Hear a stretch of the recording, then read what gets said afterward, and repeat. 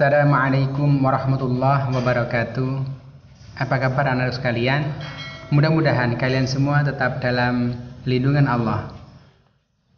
Anak-anakku yang berbahagia, pada kesempatan kali ini Ustadz mau menyampaikan pembelajaran Al-Islam, yaitu hadis dan akidah.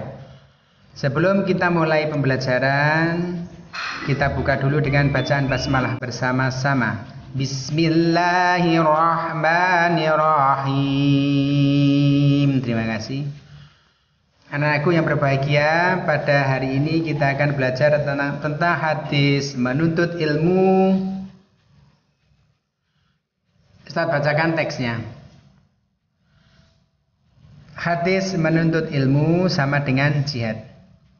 Man kharaja fi talabil ilmi fahuwa fi sabilillahi hatta yarji'a. Artinya, man kharaja, barang siapa yang keluar fi talabil ilmi, untuk menuntut ilmu, fahuwa, maka dia fi sabilillah, berada di jalan Allah, hatta yarji'a, sehingga pulang. Selanjutnya adalah penjelasan hadis tentang menuntut ilmu di jalan Allah. Yang pertama, menuntut ilmu hukumnya wajib bagi setiap muslim. Mulai dari buayan seorang ibu sampai masuk ke liang lahat.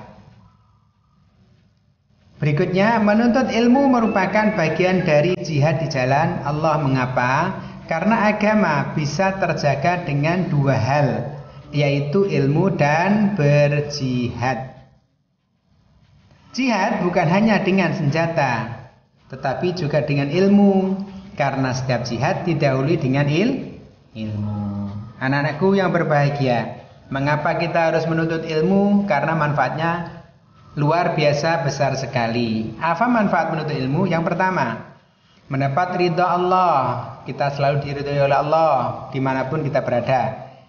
Yang kedua, manfaatnya adalah menjadi pribadi yang cerdas dan berwawasan luas. Manfaat yang ketiga, orang yang berilmu itu disenangi banyak orang karena berilmu. Bisa bermanfaat bagi orang lain dan dirinya sendiri. Yang ketiga, yang berikutnya adalah untuk bekal di masa depan. Karena masa depan tanpa ilmu maka akan suram. Berikutnya, hikmah menuntut ilmu. Yang pertama, orang yang berilmu akan mendapat pahala yang mengalir terus-menerus walaupun orangnya sudah meninggal. Yang nomor dua, hikmahnya adalah Allah akan meninggikan derajat orang yang berilmu. Orang yang berilmu derajatnya tinggi, mulia di sisi Allah. Dimudahkan oleh Allah jalannya menuju surga. Hikmah yang nomor 4 adalah diluaskan oleh Allah pengetahuannya. Hikmah yang nomor 5, disayangi oleh Allah dan tidak dimurkai.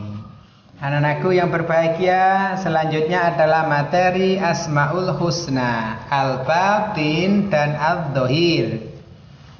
Yang pertama adalah Al-Batin. Apa artinya Al-Batin? Al-Batin artinya yang maha gaib. Maksudnya apa? Maksudnya yang pertama, bahwa Allah adalah zat yang maha gaib. Allah tersembunyi dengan penglihatan makhluknya, tidak bisa dijangkau oleh panca indera manusia. Sebagai bukti bahwa Allah maha mengetahui segala rahasia yang tersembunyi. Berikutnya adalah Allah Subhanahu wa ta'ala adalah zat yang maha mengetahui segala sesuatu, segala rahasia lahir dan batin. Apapun yang kalian rahasiakan, apapun yang kalian sembunyikan, Allah pasti mengetahui. Berikutnya adalah Asmaul Husna Al-Dhahir. Apa artinya? Artinya adalah zat yang maha nyata. Maksudnya bahwa Allah adalah nyata. Tanda kekuasaan dan kebesarannya nyata, terpampang di alam semesta. bahwa Allah yang maha nyata dan jelas adanya. Dia membuat dirinya jelas adanya tanpa terlihat oleh makhluknya. Maksudnya yang ketiga adalah bahwasanya hakikat dan sifat Allah ditunjukkan melalui semua ciptaannya. Anak-anakku yang berbahagia, selanjutnya adalah materi akidah. Dalam kesempatan kali ini Ustaz akan menyampaikan tentang kehidupan sesudah mati. Dalam Islam, kehidupan sesudah mati ada 8 tahapan. Yang pertama adalah alam barzah atau alam kubur.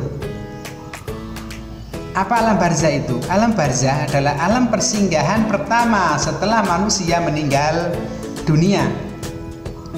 Yang nomor 2 adalah yaumul ba'ats atau yang disebut dengan hari kebangkitan.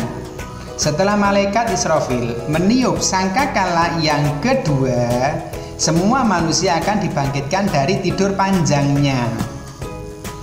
Setelah dibangkitkan dari tidur panjangnya, masuklah ke tahapan ketiga, yaitu manusia digiring yang namanya ke padang mahsyar.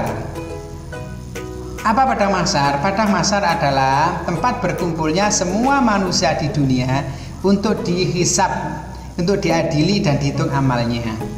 Selama amal perbuatannya selama di dunia. Setelah berkumpul di padang mahsyar, masuklah pada tahapan yang keempat, yaitu yaumul hisab, hari penghitungan amal baik dan amal buruk manusia selama di dunia. Dihitung sesuai dengan jenis dosanya. Masuklah kepada tahapan yang kelima, yaitu yang namanya yaumul mizan. Setelah dihisab, kemudian amalnya ditimbang. Setelah dihitung dosa A, dosa B, amal A, amal B, kemudian ditimbang. Ketika orang itu amalnya lebih berat, maka orang itu akan berbahagia. Ketika amalnya yang amal buruknya lebih berat timbangannya, orang itu akan menderita. Masuklah tahapan yang nomor 6, yaitu melintas siratal mustaqim. Ketika orang itu amal baiknya lebih berat, orang itu akan selamat sampailah pada tujuannya. Ketika orang yang melintas tadi amal kebaikannya lebih ringan daripada amal dosanya, maka orang itu akan celaka. Masuklah tahapan yang ketujuh, yaitu surga.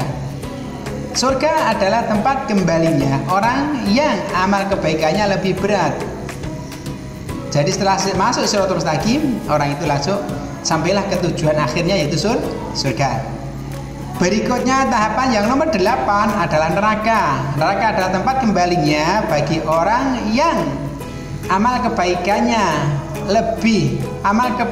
lebih ringan daripada amal buruknya. Maka ketika melintas siratal mustaqim, celakalah orang itu dan masuklah pada tujuan akhir, yaitu neraka.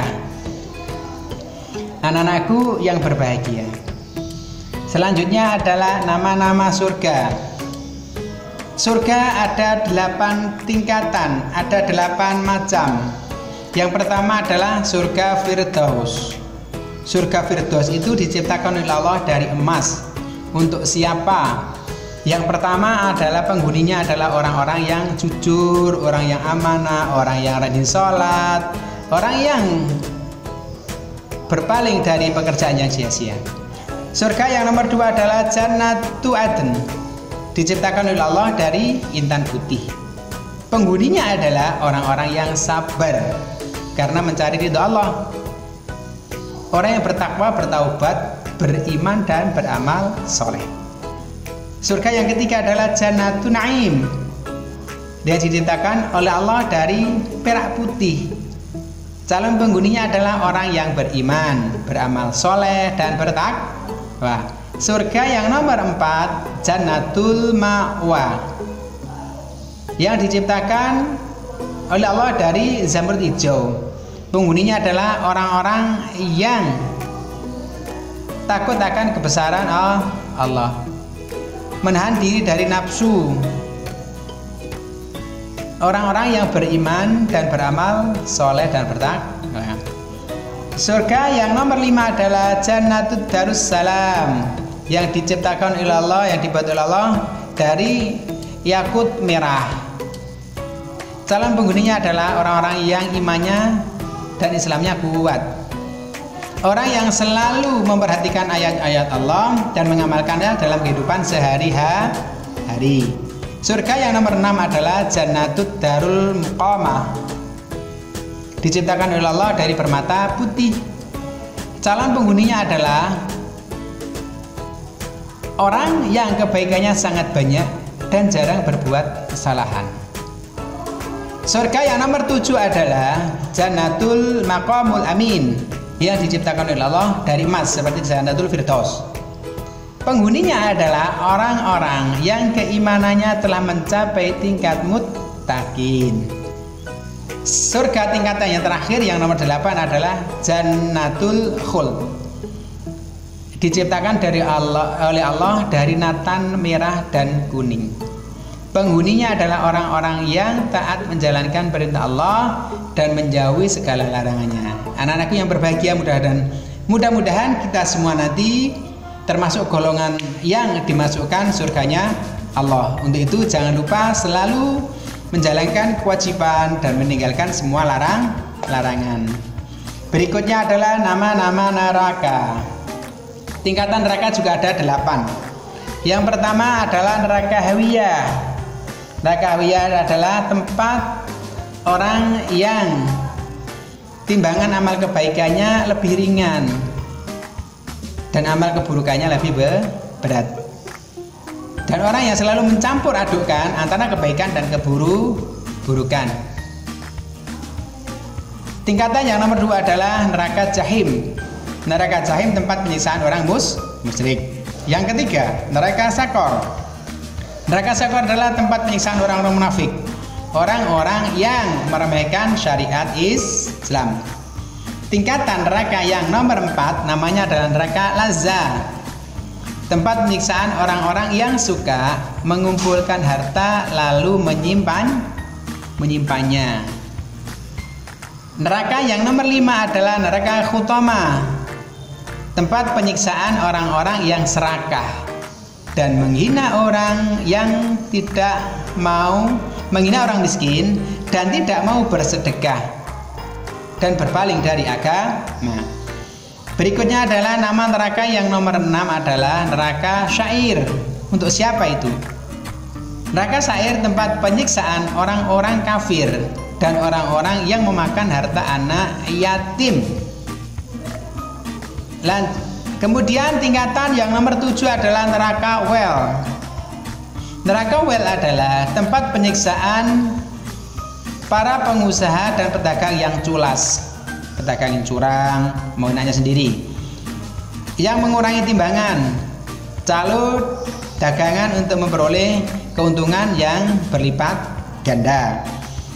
Neraka yang terakhir, tingkatan yang terakhir adalah neraka jahanam. Neraka jahanam adalah neraka yang paling dalam dan berat siksanya, tempat penyiksaan orang-orang pengikut setan. Neraka jahanam mempunyai 7 pintu untuk golongan tertentu.